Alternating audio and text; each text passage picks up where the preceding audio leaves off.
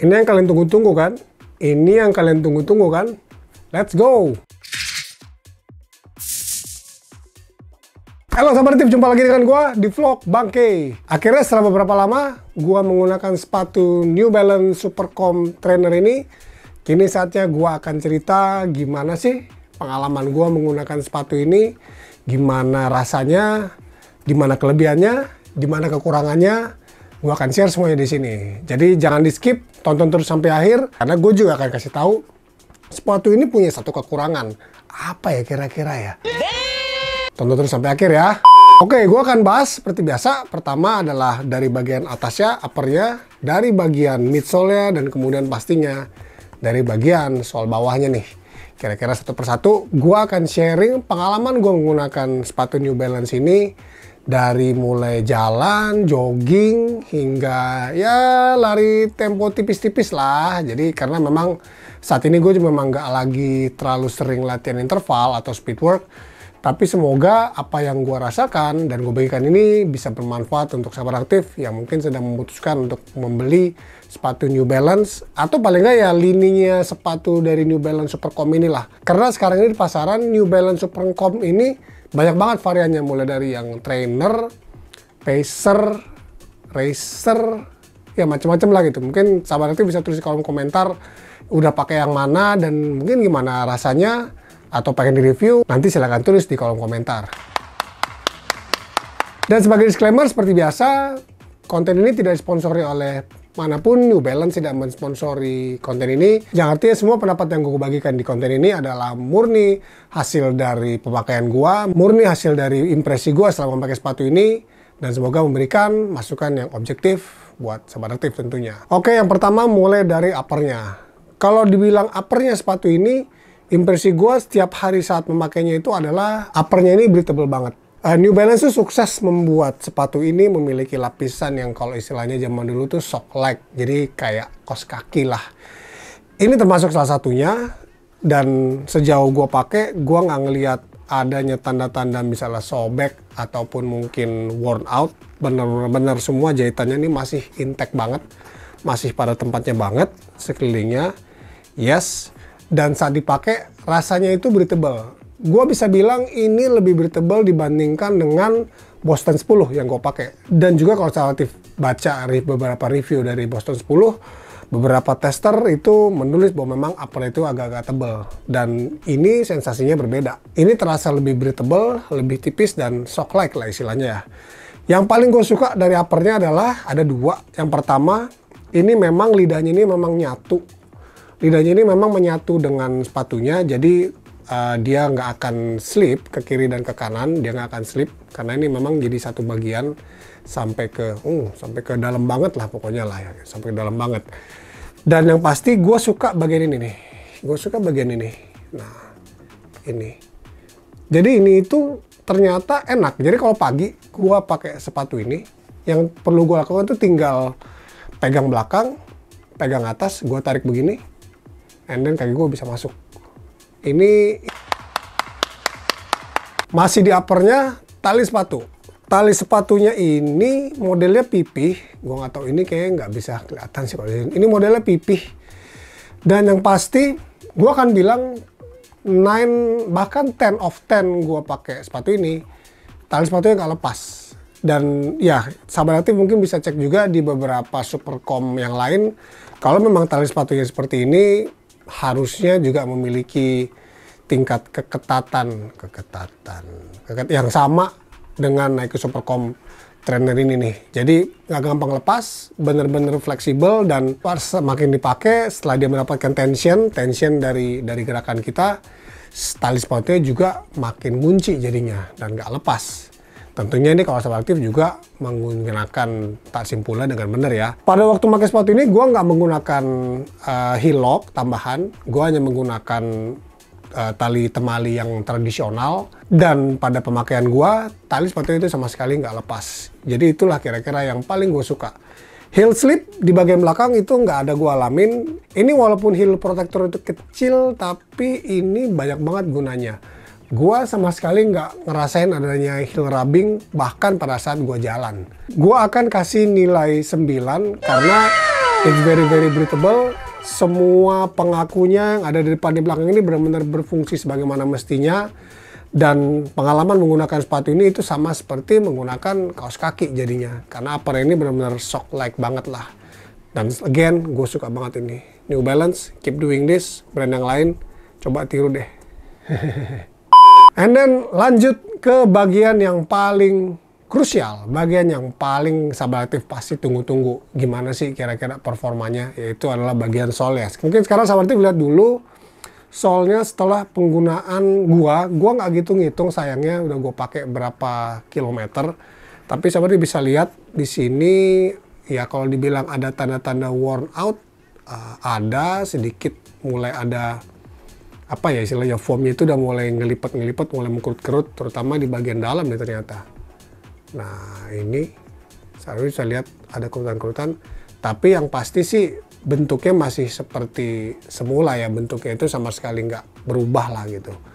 Tapi gue bisa lihat beberapa mulai adanya garis-garis yang menurut gue itu bisa dipahami lah, karena gue pernah pakai Nike Zoom Fly pun ya setelah dipakai beberapa puluh kilometer pun ya obviously pastinya akan ada lah yang namanya sol sepatu yang terkena two off, yang memang dipakai secara mekanik, pastinya akan ada kerutan lah kalau gue mesti bilang bahasanya lah.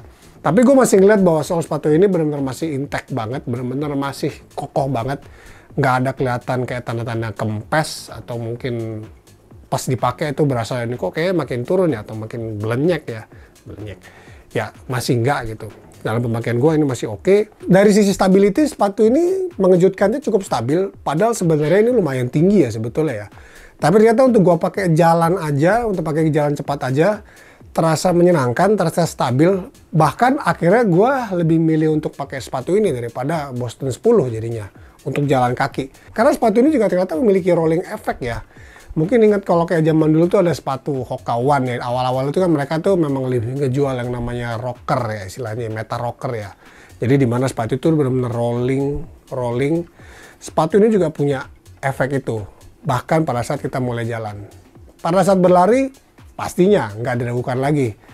Yang namanya sepatu plat karbon rasanya pasti beda kan Sahabat Aktif sama sepatu yang konvensional kalau gue boleh bilang. Dan New Balance Super Comp Trainer ini juga memiliki semua fitur-fitur, semua kelebihan yang ada pada sebuah sepatu plat karbon. Nggak usah diragukan lagi. Kalau gue ditanya apakah efek energi arc ini berasa apa enggak, ya mungkin karena gue tidak lari di pace yang kompetitif, pace 5 atau mungkin malah even pace 6, gue akan bilang nggak bisa terlalu ngerasain. Tapi ya efek dari two off ala plat karbon itu benar-benar gue rasain di sepatu ini. Mungkin Sahabat Aktif yang juga sudah pakai sepatu ini boleh sharing ya, kira-kira waktu pacing up, waktu lari kenceng, gimana sih plat karbonnya, benar-benar berasa apa enggak. Dan sebelum gue lanjutin konten gue ini, nggak ada salahnya buat Sahabat Aktif sambil nonton, jangan lupa klik like dan subscribe, dan juga share konten-konten dari channel YouTube Bangke ini, karena akan sangat membantu channel ini untuk berkembang pastinya. Jangan lupa like, comment, and subscribe. Dan yang terakhir adalah bagian bawahnya nih, bagian solnya, sol bawahnya. Sejauh gue lihat, wait ya, cukup durable. Gue kan bilang cukup durable. Secara pemakaian juga nggak terasa slip. Gue nggak pakai pada saat hujan memang sebetulnya, tapi di aspal, mungkin pada saat gue juga misalnya harus naik ke konblok, rasanya itu benar-benar ngegrip. Gue nggak pernah ngerasa ada sensasi mau kepleset. Solnya karena ya memang ya undersole ini cukup banyak ya, bagian karetnya ini cukup banyak banget nih sebenarnya, hampir semua. Dan yes, kalau Sahabat Aktif juga baca di review-review lainnya, mungkin adalah 2-3 kali ada kerikil yang nyangkut di sini nih, nyangkut gitu, dan ya terasa gitu kayak cetak, tapi ya tinggal dikeluarin. Dan ya udah, nggak apa-apa juga sih gitu. So far sih kalau Sahabat Aktif lari di jalan aspal CFD misalnya ya mungkin nggak akan ada masalah seperti itulah. Beda kalau misalnya kita lari di pebble atau di gravel, jalan-jalan yang lebih berbatu, mungkin akan ada lah yang namanya batu nyangkut di sini. Jadi intinya gimana nih pemakaian sepatu ini? Oke nggak bang? Gua akan bilang untuk sepatu New Balance mengejutkan banget kalau ini punya tingkat kenyamanan yang bisa diadu dengan sepatu-sepatu Nike, Adidas loh. Dan juga sahabat Latif juga mungkin notice bahwa ya New Balance lagi benar-benar gencar-gencarnya ngeluarin seri Supercomp ini sampai ada 3 atau 4 seri ya.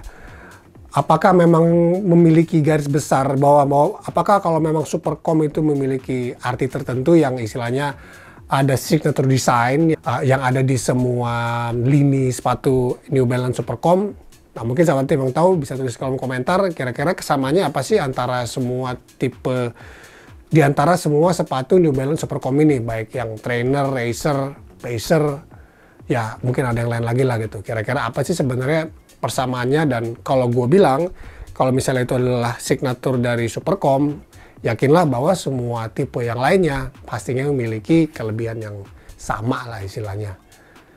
Satu lagi juga akan gue bilang adalah gue suka warnanya. Kebetulan gue ngambil warna abu-abu seperti ini, dan ya jadinya nggak kelihatan gampang kotor, jadinya nggak kelihatan kusam.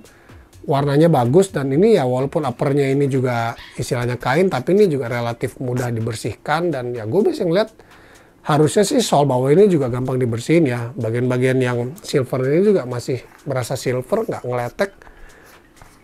Yes, cukup durable juga lah gitu.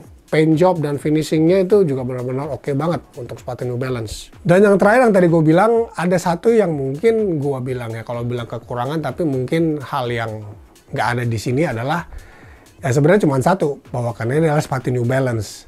Kalau ini sepatu Nike, yakinlah yang beli pasti banyak, yang pakai pasti banyak. Gua pribadi juga belum pernah sebenarnya yang pakai New Balance, walaupun gua tahu di tahun-tahun 2016-17 itu yang namanya fresh foam itu kan benar-benar populer banget ya. Zaman-zamannya tuh sepatu maksimalis baru muncul.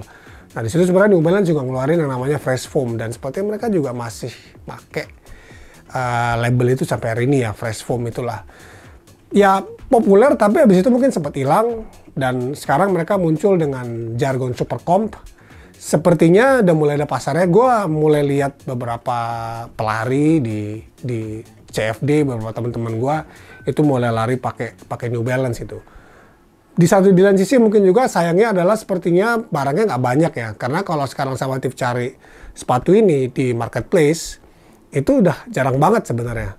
Mungkin itu juga satu yang disayangkan dari pihak New Balance, sepertinya mereka nggak merilis sepatu dengan jumlah yang banyak. Misalnya dibandingkan dengan Zoomfly, itu banyak banget di pasaran. Mau jalan ke mall, mau ngeliat ke marketplace, itu pasti ada lah gitu. At least size-size tertentu kalau kita cari bener-bener, kita masih bisa nyari di marketplace. Tapi nggak dengan sepatu ini, sayang banget.